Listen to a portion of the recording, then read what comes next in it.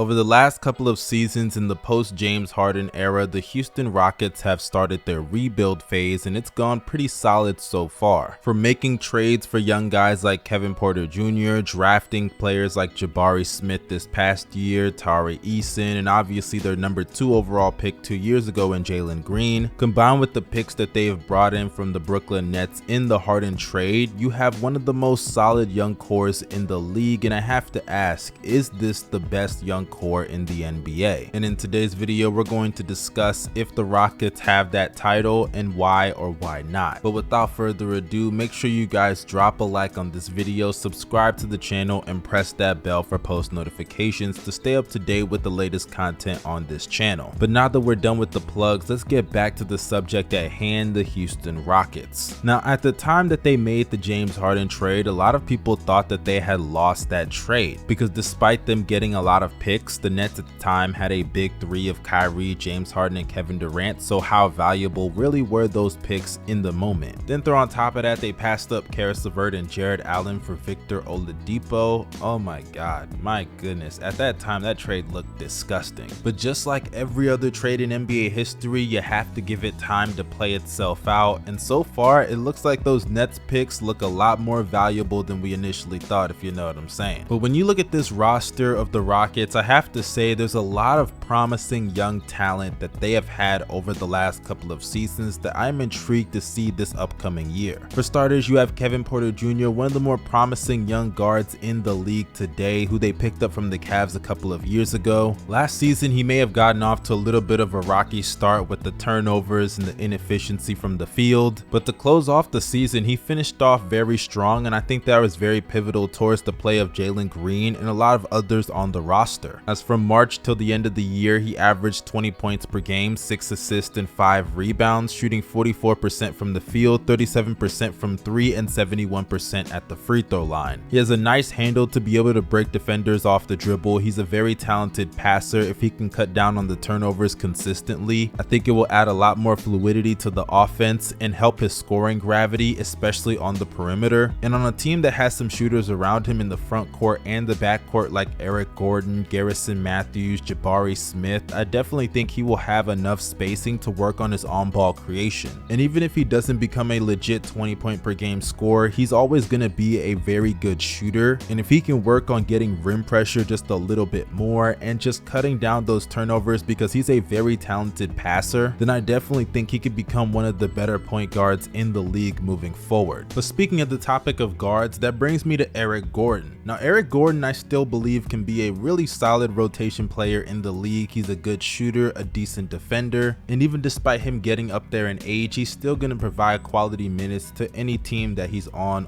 both sides of the ball. I actually don't mind if he stays with the team because you can use him in certain lineups that you have holes in your backcourt, and considering that this is a relatively young team, having a veteran or two is not going to hurt the overall team's growth. But one player that I do believe they should move is Jae'Sean Tate. Jae'Sean Tate is a nice little young player, and I hesitate to really use the word young because despite him heading into his 3rd year in the NBA, the man is going to be 27 years old at the start of the season. Now, unlike Eric Gordon, even though he is younger than him, I think they should move Jae'Sean Tate for assets. Tate is not a bad player by any means, but he has way more value on a contending team versus a team like Houston. He's not a good floor spacer, he's undersized for his position, and obviously he doesn't really fit the timeline with a lot of these other players. If he was younger or his playstyle just fit a little bit more on this roster, I would be more inclined for them to keep him. But with additions like Jabari Smith and Tari Eason this offseason with the draft, I definitely don't think they should keep him for much longer. Josh Christopher is another wing on this team that I've had my eye on. I think he's a really solid defender. If he can become a little bit more consistent offensively with this 3-point shooting, I definitely think he is a perfect wing alongside KPJ and Jalen Green in the backcourt. That leads me into the rookies that they took in this recent draft class. Starting off with Jabari, I think he has a lot of potential, especially on the defensive side of the ball. He's pretty mobile for somebody of his size, but his length helps him as a help defender. I think because of his length and size combined with his mobility, he can play that Giannis role in the near future. And on a team that doesn't have the best point of attack defenders, he's going to be very valuable on that side of the ball. Now, offensively, I'm not completely sold on his ability as a shot creator creator, especially an on-ball one. He doesn't have the cleanest handle and he can't create separation as well as other players in his draft class, but his shooting ability at that size makes him very intriguing on that side of the ball, so it's going to be nice to see how he meshes off the ball with guys like KPJ and Jalen Green, which I don't have any doubts that he'll be able to fit with them off the ball as a shooter. Then you look at Tari Eason, who I really like on the wing with this team. He stands at 6'8" with a 7'2" wingspan. I don't doubt his abilities on that side of the ball to translate to the NBA level. I also like the pickup of Ty Washington. I think he has a lot of promise for them as a 6th man of the year type of player, and considering KPJ's off the court issues, it's definitely a possibility he may become the full-time starting point guard at one point. Now, I think the big man position of this team is something that I wanted to talk about because there's a lot of interesting parts. With the trades of Christian Wood to Dallas and Daniel Tice leaving in the trade market before the deadline, there is a hole in their front court for guys like Sengun and Garuba to step up and fill in right away. When it comes to Garuba, he's 6'8" with a 7'2" wingspan, so the defensive potential really writes itself. Now, he hasn't looked that good, even overseas he's not looking so hot, but he is a raw talent. You have to give him a lot of time just for him to reach even half of what he's going to be in the future. And in the case of Sengun, I like Sengun. I think defensively he needs to improve, especially in this day and age. Pick and roll defense matters a lot. He started off defensively really good in the beginning of the season, but later on when he got more major minutes, he wasn't looking that good. But I do believe there is room for improvement defensively. He showed the promise earlier on. He just needs to make it more consistent as the season wanes on. Now, offensively, I know a lot of people have compared him to Jokic. I'm not going to go that far, but I do think he has a high basketball IQ, obviously. He's a really good passer out of the post. He has a feel for the game that many players don't have, and even though he's undersized, he does have a nice touch around the rim to finish in the post. If he can just become a little bit more physical than he already is, then I definitely think that he can compete with some of the better bigs in the league, and if not, then hey, Wembanyama is going to be right there in the draft next season. But despite me talking about all these players on the team with promise like KPJ, Tari, Jabari, Sengun,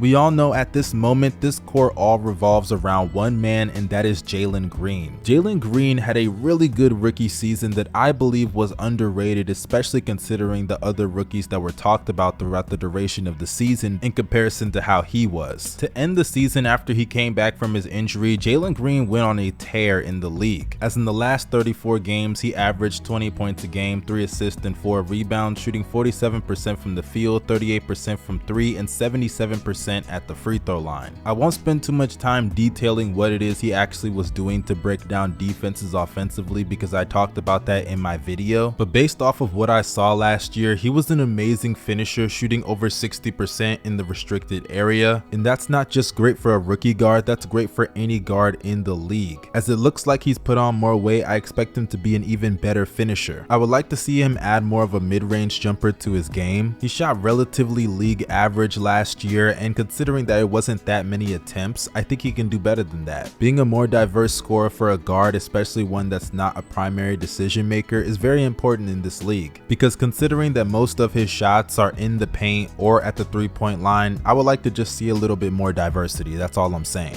There are definitely still some holes in his game. I would like to see a lot more consistency on the defensive side of the ball. We saw some of that post All-Star break, but I would like to see that from beginning of the season till the end of the season. As a playmaker, I would like to see him get more comfortable as a pick and roll ball handler, even though they don't have too many screen setters. If he can improve his playmaking in the half court, the sets that they could run with him, Sengun, Kevin Porter Jr. as on and off ball creators, all three of them, it will make their offense a whole lot better. And with those three in the center, a guy like Jabari Smith, his weaknesses as a on-ball shot creator, it will gradually grow at the rate that it's supposed to, instead of him being forced to do it faster than he can. So at the end of the day, the development of Jalen Green is going to be the epicenter of this Rockets young core. And when you look at this roster, even though I don't believe that they are going to be that good of a team next year, they are going to be fun to watch, and the predicted steps that a lot of these players are going to take forward is going to be a huge huge sign towards the league on if the Rockets are the best young core in the NBA. And considering that they're not going to be that good of a team this year, throw in another top 5 pick next season, then the argument for them becomes that much more valid. But that wraps up this video, you guys. Let me know your opinions down below in the comment section. Where do you think the Rockets rank among the best young cores in the league? If you agree or disagree with anything that I said, let me know down below. This is your boy Young Mustard signing out. You guys stay safe and have a blessed day. Peace.